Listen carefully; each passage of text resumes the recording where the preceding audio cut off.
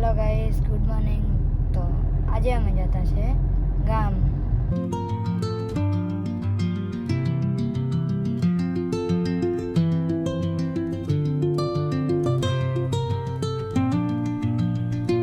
તો મિત્રો અમે છે ને નીકળી ગયા છે. અમે છીએ હાઈવે પર. વાગ્યા છે અત્યારે લગભગ 12:30 જેટલા, 12:55 એટલે 1 વાગ્યો. અને ગામ જતા છે, કંઈક કામ છે. જો આજે આવી રહીશું, કામ પતી ગયું હતું અને નહીં કામ પતે તો આવતીકાલે એમાં શું કામ કરવાના છે ઘરે જઈને. ઓર તાપ છે. એકચ્યુઅલી અમે બોલું સાથે બાઇક પર નીકળવાના હતા, પણ તાપ એટલો બધો છે ને કે સહન થયો નથી. એટલે મેં કહ્યું ચાલો કારની જ મજા માણીએ. બાકી અત્યારે હાઈવે બપોરે ખુલ્લો હોય, ચલાવવાની મજા આવે. લિમિટમાં જઈએ, પરંતુ ખુલ્લો હોય ને તો ગાડી ચલાવવાની બહુ મજા આવે. અને આપણી નવી બાઇક છે તેટલી આપણે કશે દૂર પણ લઈ નથી ગયા. લીધી પછી ઓછી ચલાવાય છે, તો જશે લોંગ રાઈડ પર જશું. તો મિત્રો ધરમપુર ચોકડી પહોંચ્યા છીએ અને ઉપર બ્રિજ પરથી જઈ રહ્યા છે. પરંતુ તમે જોઈ શકો છો બહુ ટ્રાફિક છે. પાછળ થોડાક ચક્કડી આવ્યા, રસ્તો એટલો ખુલ્લો છે નહીં. સામે પણ જુઓ. એકચ્યુઅલી 12 વાગે છે ને કેવું હોય કે જે ટ્રકવાળા હોય ને જમવા માટે 12 થી 3 વચ્ચે એ લોકો આરામ કરતા હોય. જમીને પછી 1-2 કલાક જ્યાં જમે પછી ત્યાં જ આરામ કરે ને પછી નીકળી જતા હોય છે. તો આજે ખબર નહીં કે આજે હાઈવે પર બહુ ભીડ છે અને એટલે જ. બાકી ખુલ્લું હોય ને સરસ મજા આવે. થોડી આ બાજુ ભીડ ઓછી થઈ છે એટલે કે ટ્રાફિક સામે સતત ચાલુ જ છે. ચાલો હવે આપણે જઈએ ચીખલી પહોંચીએ અને ચીખલીથી પછી આપણા ગામ જઈએ. મિત્રો આપણે ચીખલી પહોંચી ગયા છે, પરંતુ ચીખલી કશું કામ નથી એટલે આપણે ઊભા નથી રહેતા. આપણે ભોલુભાઈના મામાને ત્યાં ઉતારવાનું છે.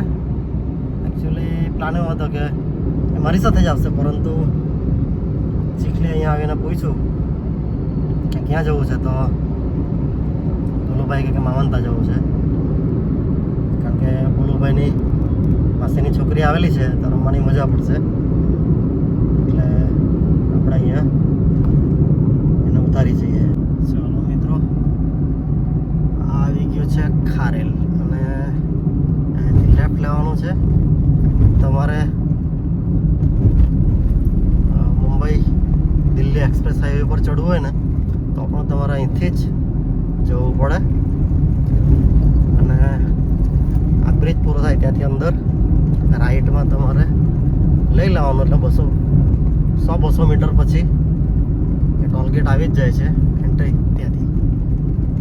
તો મિત્રો હવે અહીંથી આપણે ડાબી સાઈડ વળી જઈએ તો ત્યાંથી દિલ્હી મુંબઈ એક્સપ્રેસ વે ચાલુ થાય ને અહીંયા ટોલ ગેટ છે, જોઈ શકો છો. પરંતુ આપણે એ બાજુ નથી જવાનું, આ બાજુ જવાનું છે. ચાલો જઈએ. મિત્રો આ રોડ પણ પહોળો થતો છે. આ બાજુથી 2 ના બાજુથી, એટલે 4 લેન બનશે.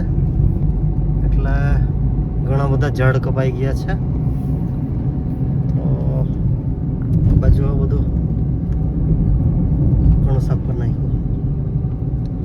જો આ ઝાડ કપાતા જ છે ને આ જેસીબી એને ખસેડતું છે. એના જે થડ ખરા તે રિમૂવ કરે છે.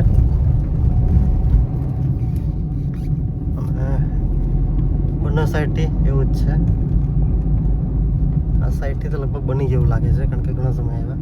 આ જો અહીંયા કપચીનો ઢગલો નાખી દીધો છે. ઓલમોસ્ટ આ એક સાઈડનો તો ડબલ લાઈન છે જ. આ બાજુ એક લાઈન વધારવાની જરૂર છે, એટલે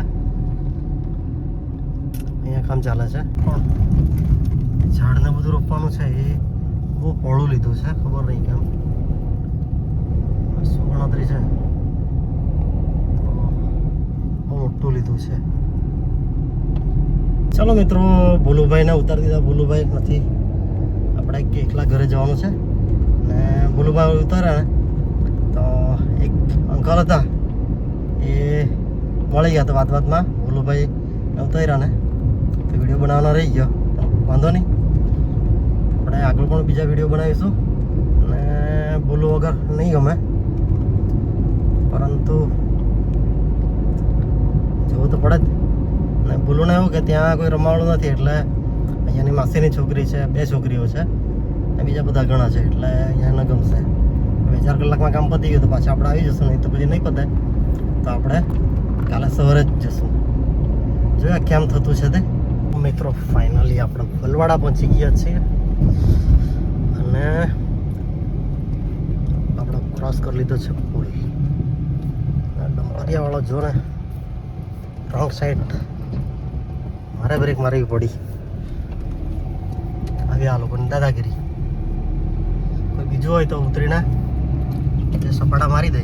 જો કોઈ ટ્રાફિક સેન્સ જેવી કોઈ ચીજ જ નથી. આ તમે લાઈવ જોયું પણ યુનિકોર્ન વાળો વચ્ચે આવી ગયો.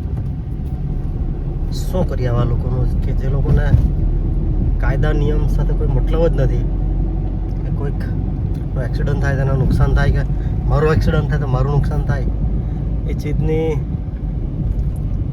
કોઈને પડી જ નથી. ચાલો મિત્રો ઘરે જઈએ. ચાલો મિત્રો આપણે ઘરે આવી ગયા, ફાઇનલી પહોંચી ગયા. આમથી સૂરજ આવે છે ને એટલે ચાલો નીચે ઉતરીએ. શું હાલત છે તે જોઈએ. 2 કલાક થઈ ગયા હતા. સૌથી પહેલાં સમાચાર કચરો બહુ છે. ફાઇનલી આપણી કેળાની લૂમ તૂટી પડી.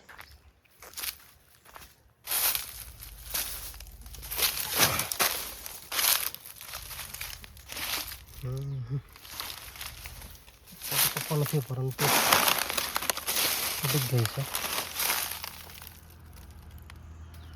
મિત્રો ઘર પછાડી આવી ગયો છું અને આવતા નથી એટલે જોઈ શકો કેટલો કચરો થઈ ગયો છે. તો વેકેશનમાં સાફ કરાવીશું, પરંતુ એક બીજી વસ્તુ બતાવો. આજે ફણસ હતો ને, દર વર્ષે ફણસ આવતા હતા.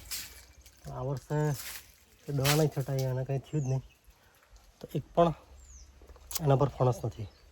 ફણસનું ઝાડ દર વર્ષે 4, 5, 6 થાય. એક વર્ષે તો આના પર ડાળપણ પણ બહુ આવેલા.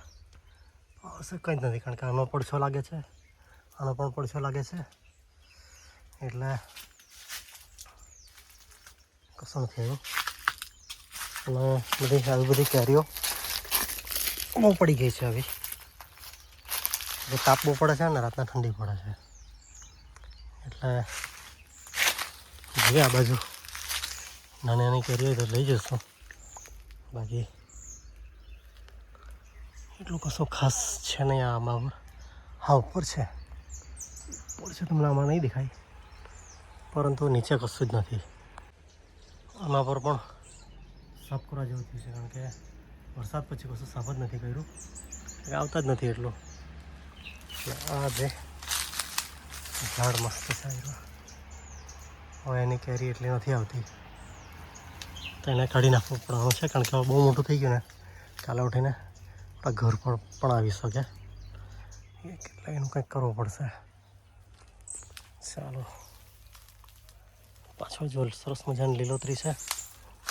તમે એક ચીજ બતાવું. 1 ખેતર 2 ખેતરના 3 4 ખેતર. 4 ખેતર પછી જે પેલા ઘર દેખાય છે ને બસ ત્યાં જ નાનો રોડ. મિત્રો આવી નાની નાની કેરી આવી છે અને એટલું નથી, ઉપર જ વધારે છે. ખબર નહીં કે ઉપર વધી કેરી છે.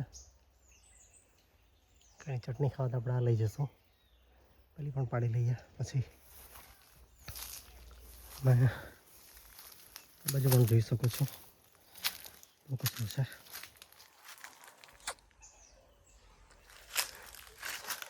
જો મિત્રો કોઈ પણ પ્રકારની કાળજી વગર જુઓ. આ છે આપણે નાગરવેલના પાન સરસ મજાના. ચાલો મિત્રો આપણે ઉપર આવી ગયા છે. અહીંયા જોયા કેમ છે હાલત. તો પાણી તો થોડું થોડું મૂકી દીધું છે, બીજે ચાલુ છે. આના પર હતું તો પૂરું જ કદાચ 5-10 કેરી વધી હશે. એના પર પણ અમુક ડાળ પર જ છે, કારણ કે વાતાવરણની અસર થઈ અને જે પરમ દિવસે પવન આવ્યો તેના લીધે ઘણું પડી ગયું છે. પછી વખત ખાવા નહીં મળે એવું નહીં, ખાવા તો મળશે એટલું નહીં જેટલી આશા હતી. અને જો આના પર થોડાક આશાના કિરણ છે, પણ આ તો ચોમાસે પાકે છે. હવે એનું શું કરવું તે વિચાર આવે. શું એટલે રહેશે જ તો, પણ આ તમે જુઓ છે કેરી નથી એવું કંઈ નહીં.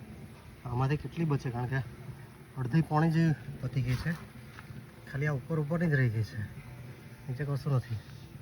આ પણ આખું ભરેલું હતું, તો આ અડધું પણ ગરી ગયું છે. જો હવે કેમ મોટી થાય ને કે કેટલું રહેશે એના પર ચાલે. બાકી આપણો ડિસિઝન નીચેથી આપણે બતાવ્યો હતી. અને આ લોકોને તો કોઈને કાંઈ એટલી છે જ નહીં. અને આ બાજુ બતાવું,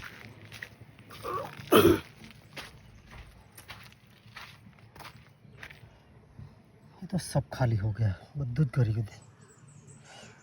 આના પર આ જોવા કે આગે ક્યાંક ક્યાંક છે, સામેના પર આગે છે.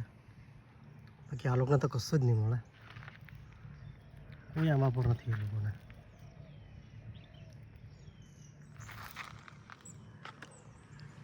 એટલે આના પર કંઈક થોડીક છે. બાકી આના પર જે 15-17 વર્ષમાં પહેલી વાર મોર આવેલો, 3 કેરી બચી છે. મને કેટલી બચે તે હવે કુદરત જાણે એવું છે. મિત્રો અત્યારે પાણી મૂકતા પહેલાં મને વિચાર આવ્યો કે આ 2-3 કલાક પાણી ચાલે છે તો કરવાનું શું. મને થયું ચાલો ઉનાઈ જઈને નાસ્તો બાસ્તો કરી આવું, કે મને ખાવાનું બનાવવાનો કંટાળો. ચાલો ઉનાઈના ગરમ પાણીના કુંડ જોઈ આવું. તો ઉપર તમને ફોટા દેખાતા હશે. તો અત્યારે ગરમ પાણીના કુંડ બંધ કરેલા છે, પાણી ઓછું થઈ ગયેલું છે. અહીં કુંડમાં છે ને મિત્રો લોકોએ પૈસા નાખેલા. મને એ નથી સમજાતું કે ગરમ પાણીના કુંડમાં પૈસા નાખવાથી તમને શું મળે. બીજી વસ્તુ કે પૈસા તમે 5-10 20 રૂપિયા તમે નાખો, કોઈકને મદદરૂપ થાય. માનો કે એને ભૂખ લાગી તેને તે આપવાનું. બાકી આ ચીજ આપીને કોઈ જ મતલબ નથી. બાકી પૈસાનો કોઈ સદુપયોગ થતો નથી, મને સ્પષ્ટ દેખાય છે. એટલે મિત્રો તમે ગમે ત્યાં પૈસા નહીં વેડફો અને એને સદુપયોગ કરો, કારણ કે અનાજ અને પૈસા જિંદગીમાં બહુ મહત્ત્વના છે. તો ચાલો મિત્રો કંઈ નાસ્તો કરીએ અને ઘરે જઈએ, કારણ કે ઘરે ક્યારનો 2 વાગ્યાનો આવેલો છું અને પાણી મૂક્યા જ કરતો છું. અને હવે બીજા ઝાડમાં પણ પાઇપ બદલવાનો ટાઈમ થયો છે. ચાલો ઘરે જઈએ. મિત્રો અહીંયા BAPS સ્વામિનારાયણ મંદિર ઉનાઈ. હવે મને એ સમજાવો, તમને કાંઈ ખબર પડતી હોય. હવે ઉનાઈનું મંદિર અહીં ફેમસ છે, તો બાજુમાં સ્વામિનારાયણવાળાએ આ મંદિર કેમ બનાવ્યું એ નથી સમજાતું.